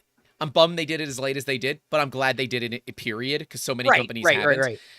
Yep. Is that it can help this community grow together. It can help the softwares grow together, and they become collaborators rather than competitors. Right. And that is good for all people involved, because yes, it is. Bamboo's their product is not the slicer, it's the printer. Prusa's product is the printer, not the slicer. Well, it's the way Bamboo's trying to do it, not to make this a Bamboo, a thon, but like they're it's an experience. So it's just tying all these things together so that everything works together, which benefits people like me, or even people who do rapid prototyping, not me. I was able to do a practical print that Papa Bear had modeled based upon a spec for a shelf that I needed for my daughter's bunk bed, and it works perfectly. I Right. wouldn't have been able to do that on my own, certainly, and I didn't have the Prusa Mini it would have been too big to print on its bed, but the bamboo works perfectly. Mm-hmm. Now, speaking of perfect and perfectly, I've got my rainbow gonk. Oh, sorry. Yeah, can you see? Oh Yeah, yeah. you can Oh yeah. see. We can see it. So I can either rotate it to match, like there's so that the sides. Mm-hmm. Oops, I have to glue the top That's on. well, the gloop would be good for that, but it's not necessary. A little bit of super glue, a little bit of gorilla glue, you'll be Yeah, that's what I'm fine. saying. Yeah, Just don't super get glue into your hair. has been more than sufficient. No, no plans on that. But anyway, so it's a rainbow gonk. Pieces come together. This is not a released model, but Alan Rappaport on Twitter, he was tweeting, I'm like, dude, that's awesome. He sent me the model, and I'm very, very grateful because this is modeled like the Kenner Star Wars Yep, gonk droid. the proper So one. very happy about that. Yes, the real one. We did one full size for somebody. Oh, nice. Yeah, that was a very expensive project, but I bet. I've Gotta be a never lot of worked filming. on a Star Wars movie. I've worked on Marvel movies. We've worked on Oh, uh Leica movies. I don't know if I'm pretty sure they self-published their movies. They did like Paranorman, The Box Trolls, Kubo and the Two Strings. okay. Yep. Yep. But I've never worked on a Star Wars movie. That would have been cool. That would have Yeah. been cool. But yeah, I love the fandom, but I am not in it. Like my girlfriend absolutely loves it. She watches everything. I'm like, it's cool, but I don't follow it. I Right. don't understand it. But I'm a simple man in those ways. I enjoy the Fast and Furious series, not because I find it interesting, but because it can just entertain me and I don't have to think about it. Right. Yeah. Yeah. But okay, so then what are your plans in the next 6 months? Of course, Maker Deck's going to be growing. You're going to be seeing 9 months of Maker Deck in the next 6 months, but what's on the horizon for you? Nothing. That's it. Like Nothing. I happy to keep facilitating what I'm letting Maker Deck be what it needs to be. Mm-hmm. There no lofty plans, just letting it grow as organically as it has. And just continue to do what I'm doing. Like I'm happy with the status quo. There's nothing that I'm itching for. Like I need to do this. I need to do that. No, I feel like we've got something that's a good foundation, and we're just going to iterate. We're going to build upon it. I think like I said earlier, potentially launching some happy hours, making some kind of not exactly like a podcast, but like happy hours where people can chat dynamically in audio and watch the video at the same time. I do and like which that. can, and that may very well happen. That crossover may initially just happen on Discord.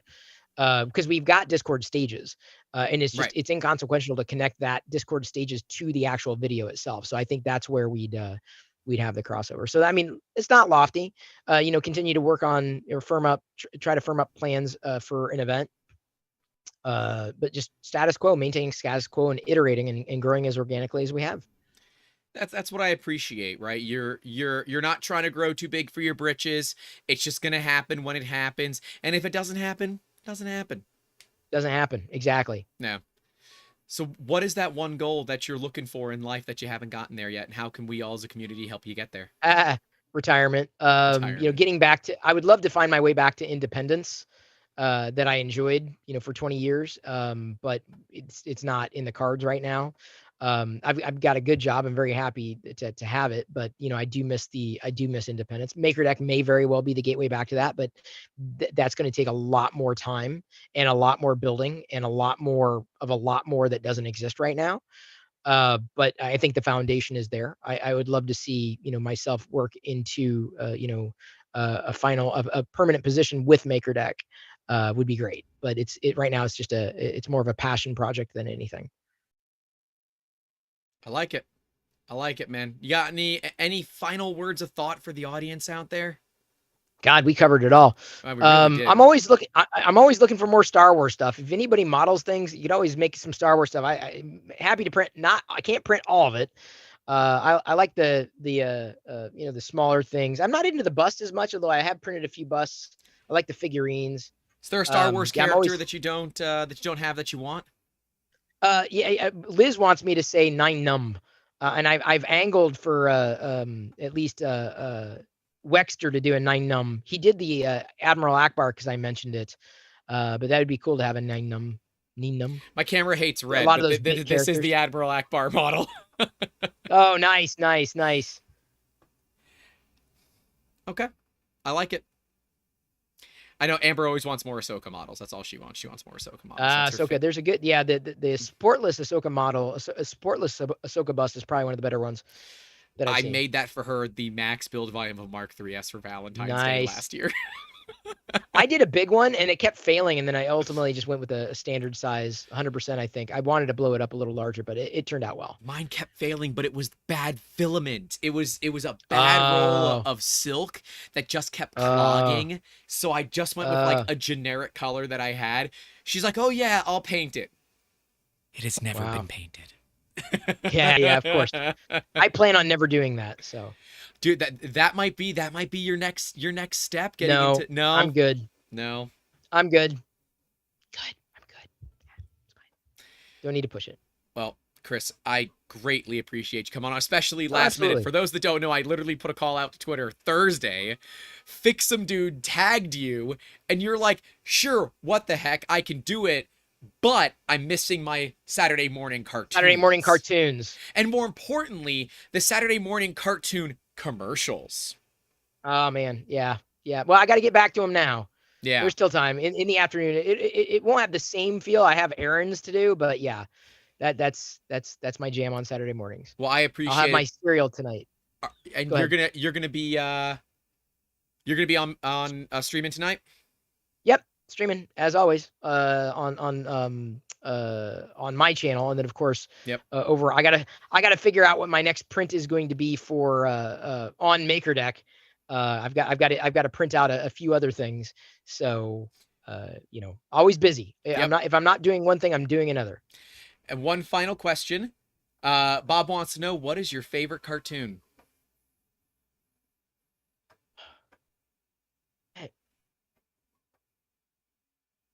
This is the hardest question I've asked you the whole day.